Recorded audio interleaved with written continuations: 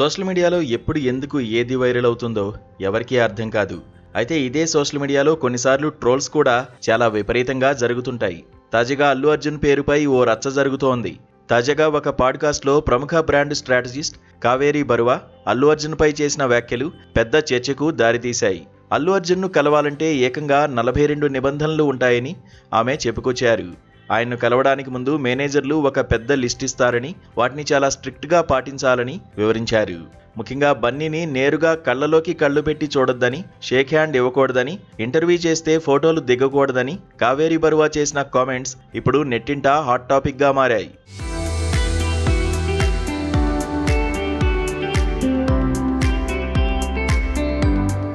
ఈ వ్యాఖ్యలతో Allu అర్జున్ను anti fans social మీడియాలో విపరీతంగా ట్రోల్ చేస్తున్నారు. ఆయన చుట్టూ ఉన్న పీఆర్ వలయం ఇంత కఠినంగా ఉంటుందా అని నెటిజన్లు ఆశ్చర్యం వ్యక్తం చేస్తున్నారు.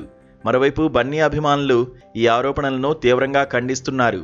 బన్నీ తన ఫ్యాన్స్ను ఎంతో హుందాగా, ఆప్యాయంగా దగ్గరికి తీసుకుంటారని చెప్పడానికి నిదర్శనంగా ఉంటారని అంటున్నారు. కావాలనే బన్నీపై నెగిటివిటీని ప్రచారం చేయడానికి చేస్తున్న స్టంట్ ఇదని వారు మండిపడుతున్నారు.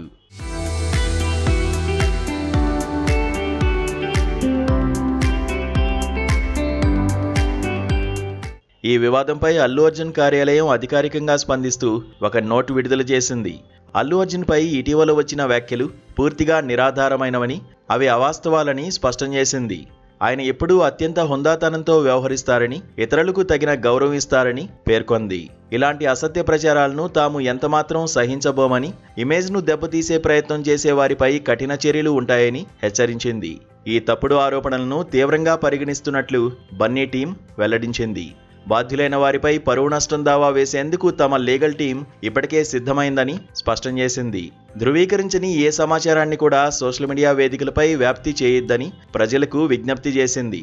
క్రమశిక్షణతో కూడిన ప్రవర్తనకు బన్నీ మారుపేరని చెబుతూ ఈ వివాదానికి ఫుల్ స్టాప్ పెట్టే ప్రయత్నం చేసింది.